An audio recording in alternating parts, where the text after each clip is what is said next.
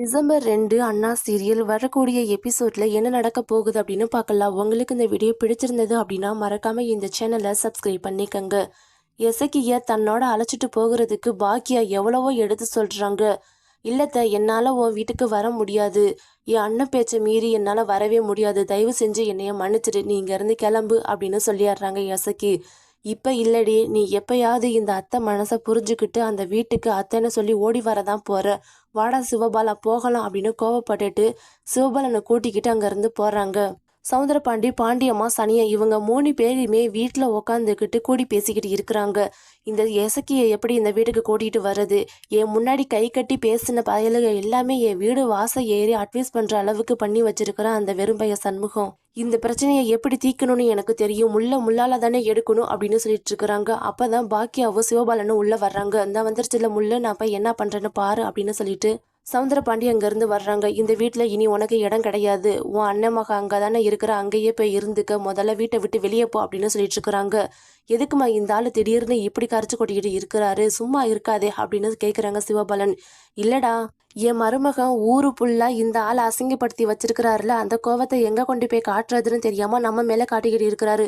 உனக்கு எக்ஸாம் வருது, படிக்கணும்னு சொன்னல, நீ முதல்ல புக்ஸ் எல்லாம் எடுத்துட்டு கிளாஸுக்கு கிளம்பு அப்படின்னு சொல்லி அனுப்பி வச்சிட்றாங்க. சரிம்மா, நான் போகிறேன், என்ன பிரச்சனையாக இருந்தாலும் உடனே எனக்கு ஃபோன் பண்ணு அப்படின்னு சொல்லிட்டு சிவபாலன் அங்கேருந்து போகிறாங்க. அதுக்கப்புறமா சவுந்தரபாண்டி பாக்கியாவை கழுத்தை பிடிச்சி வீட்டை விட்டு வெளியே தள்ளியாடுறாங்க. நீ இந்த வீட்டில் இருக்கக்கூடாது, வீட்டை விட்டு முதல்ல வெளியே போ அப்படின்னு சொல்லிடுறாங்க. கதவையும் சாத்தி வச்சிடுறாங்க. அன்டைம் ஆகுது. அதுக்கப்புறமா சிவபாலன் வர்றாங்க. என்னம்மா நீங்க உட்காந்துக்கிட்டு இருக்கிற அப்படின்னு கேட்குறாங்க. உங்க அப்பா என்னை வீட்டுக்குள்ளேயே விடலடா, கழுத்தை பிடிச்சி வெளியே தள்ளிட்டாரு அப்படின்னு சொல்லிட்டு இருக்கிறாங்க. உடனே சிவபாலன் கதவை உடச்சிட்டு உள்ள போறாங்க.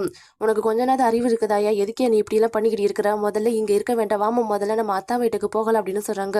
இல்லடா, இது என்னோட வீடு, நான் எதுக்காக அங்க வரணும், நான் அங்க வரக்கூடாது, அங்க வந்தா எசைக்கு போனது சரியாயிரும், இது நான் எசைக்கு இங்க நல்லபடியா வாழணும்னா நான் இங்க இருந்துதான் ஆகணும் அப்படின்னு சொல்லிட்டு பிடிவாதம் பிடிக்கிறாங்க. அதுக்கப்புறமா சிவபாலன் சண்முகத்துடைய வீட்டுக்கு வர்றாங்க. அப்பதான் கனி, பரணி இவங்க 2 பேருமே கிச்சன்ல சமைச்சுக்கிட்டு இருக்கிறாங்க. உதவி பண்றதுக்காக ரத்னா வர்றாங்க. ஏண்டி நீ இப்ப இங்க வந்திருக்கிற, உனக்கு தான் உடம்பு சரியில்லை, நீ போய் ரெஸ்ட் எடு, மற்றதெல்லாம் நாங்க பாத்துக்கிறோம் அப்படின்னு பரணி சொல்றாங்க.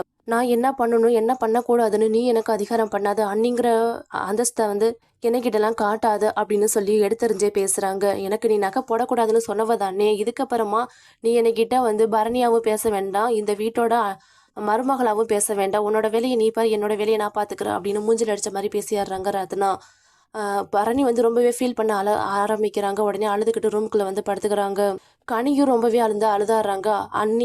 பரணியை அப்படியெல்லாம் திட்டாத, அவங்க அப்படியெல்லாம் இல்லைக்கா அப்படின்னு சொல்கிறாங்க. நீ என்னடி பெரிய மனுஷி மாதிரி பேசிட்டு இருக்கிற, முதல்ல நீங்க இருந்து கிளம்பு அப்படின்னு சொல்லி விரட்டி விட்டுறாங்க கனியை. பரணி அழுதுகிட்டே பெட்ல படுத்துருக்குறாங்க. சண்முகம் என்ன ஏதுன்னு கேட்குறாங்க. இதெல்லாம் உனக்கு தேவையில்லாதது, முதல்ல நீ பேசாம பாடு அப்படின்னு சொல்கிறாங்க. பரணி என்ன சொல்ல வர்றாங்கங்கிறத கூட புரிஞ்சுக்காம சண்முகமும் எனக்கு தூக்கம் வருது, நீ என்ன நினைச்சு அழுதுகிட்டு கடை அப்படின்னு சொல்லிட்டு படுத்தாடுறாங்க. அதுக்கப்புறமா சிவபாலன் பரணி வீட்டுக்கு அம்மாவை இந்த மாதிரிலாம் கொடுமைப்படுத்திட்டு இருக்கிறாரு, நீ என்னன்னு கேளாத்தா அப்படின்னு கேட்குறாங்க. இப்போலாம் நம்ம கேட்கக்கூடாதுடா, உங்கள் அப்பாவுக்கு நான் வேற ஒரு ஐடியா பண்ணி வச்சுருக்கிறோம், அதை பண்ணினாதான் உங்கள் அப்பா அடங்குவார் அப்படின்னு சமுத்திர பாண்டியை மறுபடியும் ஊர் ஃபுல்லாக அசிங்கப்படுத்துறதுக்காக ஐடியா பண்ணிட்டு இருக்கிறாங்க சண்முகம்.